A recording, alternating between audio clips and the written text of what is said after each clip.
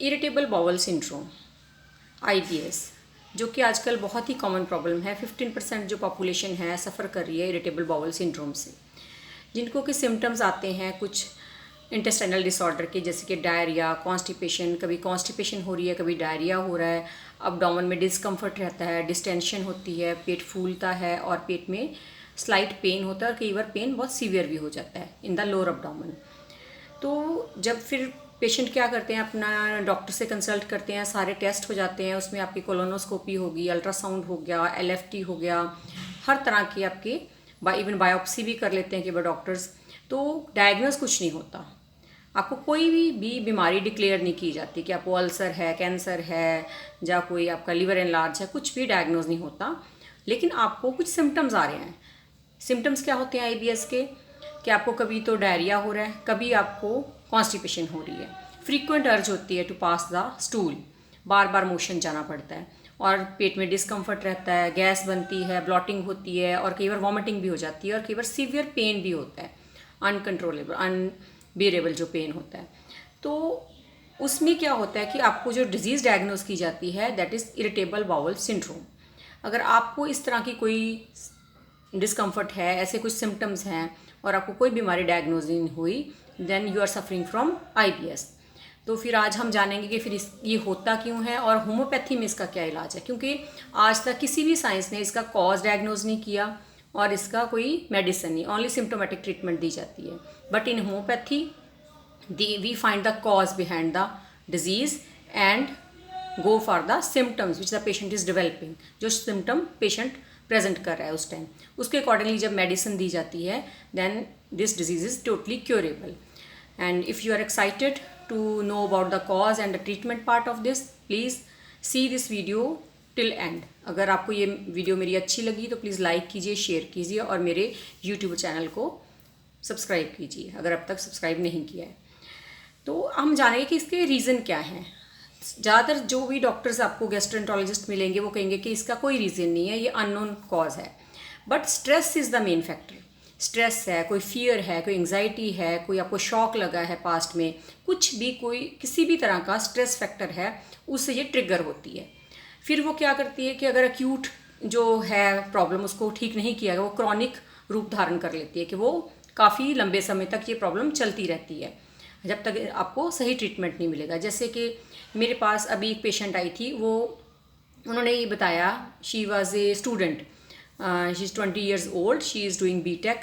And उसको क्या होता है कि जब भी एग्ज़ाम होता है, एग्ज़ाम्स की जैसी डेट शीट आई उसको डायरिया शुरू हो जाता है, लूज़ मोशन शुरू हो जाते हैं, फिर उसको क्या होता है कि क्रैम्प्स पड़ते हैं और जब जिस दिन एग्ज़ाम होता है उससे पहले उसकी और भी वर्स हो जाती है कंडीशन। फिर वो जैसे एग्ज़ाम्स ओवर हो गए उसके बाद थोड़े सा उसका ये चीज़ नॉर्मल हो जाती है।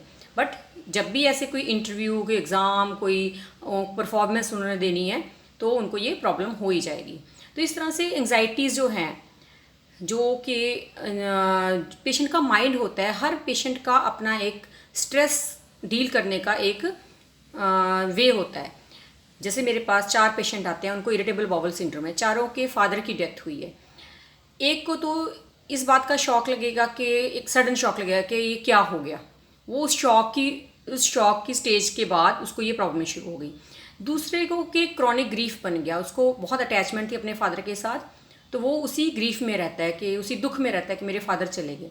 जो थर्ड है वो सबसे बड़ा है अपने बहन भाइयों में और उसके ऊपर रिस्पॉन्सिबिलिटी आ गई है घर की, है ना। तो वो उसने अपने छोटे भाई बहन देखने हैं और सोर्स ऑफ इनकम ख़त्म हो गया, तो वो रिस्पॉन्सिबिलिटी का बर्डन बढ़ गया फादर की डेथ के बाद।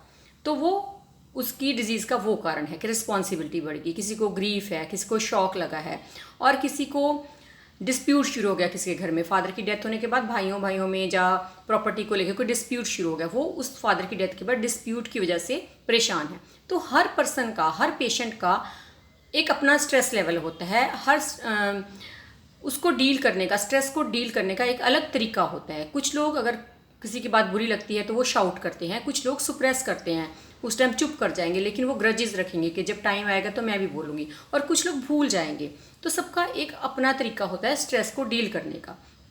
तो होम्योपैथी में क्या होता है कि हम लोग वो जो कॉज है, स्ट्रेस क्या है, एंग्जाइटी है, फियर है, कोई फोबियाज़ हैं, कोई ह्यूमिलेशन है, कोई आपको तंग कर रहा है आपकी लाइफ में, तो उस चीज़ को लेके हम उस पे जाते हैं कि क्या सिम्टम्स डेवलप हुए हैं। और यही मेन रीज़न होता है, stress is the main reason for IBS। Stress में क्या होता है कि जो ब्रेन ने सिग्नल देने हैं, आपके जो इंटेस्टाइन, जो आपकी बड़ी आंत की वॉल में मसल्स होते हैं, मांसपेशियाँ होती हैं, उनको सिग्नल देता है कि वो उसकी मूवमेंट कैसे हो। जब नॉर्मल सिग्नल जाएंगे तो नॉर्मल मूवमेंट होगी, आपको नॉर्मल स्टूल पास होगा। अगर जो सिग्नल्स हैं वो बहुत ज़्यादा आपको इरिटेबल कर रहे हैं, आपके माइंड को इरिटेबल सिग्नल्स जा रहे हैं, तो आपकी जो इंटेस्टाइन की वॉल है बहुत ज़्यादा इरिटेबल हो जाएगी, बहुत फास्ट मूव करेगी। तो आपको जो न्यूट्रिएंट्स अब्जॉर्ब करने हैं, वाटर अब्जॉर्ब करना है, आपके जो खाना आपने खाया है वो न्यूट्रिएंट्स अब्जॉर्ब नहीं कर पाता, तो उसमें क्या होता है कि डायरिया हो जाता है। अगर कई बार क्या होता है कि बहुत स्लो मूवमेंट है, आप डिप्रेशन में हो, आप बहुत सैड फील कर रहे हो, वो उस तरह का कोई सिग्नल आपकी इंटेस्टाइनल वॉल को जा रहा है, तो वो स्लो हो जाती है उसकी मूवमेंट इंटेस्टाइन की, तो कॉन्स्टिपेशन हो जाती है कि आपका बहुत देर तक वो स्टूल एक्सपेल ही नहीं होता। तो कई बार डायरिया, कभी कॉन्स्टिपेशन, इस तरह से सिम्टम्स आते हैं। Stress is the main cause. And second factor आपकी डाइटरी हैबिट्स। अगर आप अनटाइमली खा रहे हो, आप अनहेल्दी फूड खा रहे हो, जंक फूड खा रहे हो, और कैफीन बहुत ज़्यादा ले रहे हो, अल्कोहल बहुत ज़्यादा ले रहे हो, तब भी आपको ये प्रॉब्लम आ सकती है। Then third cause is the excessive use of antibiotics. अगर बहुत ज़्यादा आपने एंटीबायोटिक्स लिए तो आपकी जो म्यूकस मेम्ब्रेन है इंटेस्टाइन की, वो इरिटेबल हो जाती है, वो जो उसकी मूवमेंट्स बहुत ज़्यादा फास्ट हो जाती हैं एंटीबायोटिक्स की वजह से। उसके जो साइड इफ़ेक्ट्स होते हैं, तो आपको लूज़ मोशंस हो जाते हैं। जब भी आपने देखा है कि जब भी आप एंटीबायोटिक्स लेते हैं कुछ लोग, तभी उनको लूज़ मोशन स्टार्ट हो जाते हैं। इस तरह से अलग अलग सिम्टम्स, अलग अलग पेशेंट अलग अलग कॉज लेके आते हैं, अलग अलग सिम्टम्स लेके आते हैं। तो उस तरह से फिर ये इंटर रिलेटेड मैं आपको सारा मिक्स करके ही बता रही हूँ। होम्योपैथी में फिर हम क्या करते हैं, कॉज टू इफेक्ट जाते हैं। जैसे सपोज करो एक किसी को आपकी किसी ने इंसल्ट कर दी किसी के सामने, किसी बच्चे की टीचर ने खड़ा करके उसे क्वेश्चन पूछा और उसको आंसर नहीं आया और उसकी इंसल्ट कर दी, सबके सामने डांट दिया, तो वो बच्चा बहुत इंसल्ट फील करता है। उस इंसल्ट फीलिंग के बाद उसको डायरिया डेवलप हो गया, सारे टेस्ट करवा लिए, कुछ नहीं आया, फिर इरिटेबल बाउल सिंड्रोम डायग्नोस हुआ। तो हम क्या लेंगे, द ह्यूमिलेशन, जो उसने उस टाइम इंसल्ट फील की, उसकी वजह से उसको ये सिम्टम्स डेवलप हुई, ये बीमारी डेवलप हुई, तो उसमें स्टेफिसिगिरिया जब दी जाती है तो पेशेंट हमेशा के लिए ठीक हो जाता है। अब जैसे एग्ज़ाम से पहले, हर बार उसको एग्ज़ाम से पहले लूज मोशन होनी है, उसमें काफ़ी सारी मेडिसिन हैं, अर्जेंटम नाइट्रिकम, एथूजा, आर्सेनिक, इस तरह से मेडोराइनम।